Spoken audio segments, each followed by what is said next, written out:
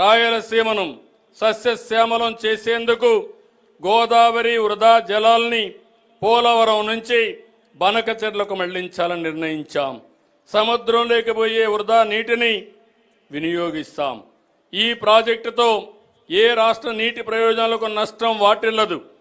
ఎవరూ అభ్యంతరం చెప్పవలసిన అవసరం లేదు. వరదలు వచ్చినప్పుడు ఎగువ రాష్ట్రాలు నీటిని విడుదల చేస్తే దిగువ రాష్ట్రంగా ఆ నష్టాలను కష్టాలను భరిస్తున్నాం. దిగువ రాష్ట్రంగా అదే వరద నీటిని వాడుకుంటామంటే అభ్యంతరాలు ఎందుకని అడుగుతున్నా.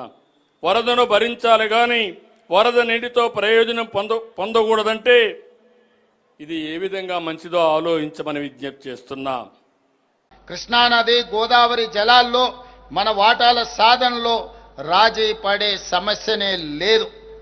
ఆనాటి నుంచి ఈనాటి వరకు తెలంగాణ ప్రజల పోరాటమే సాగునీరు తాగునీరు సాధించడం.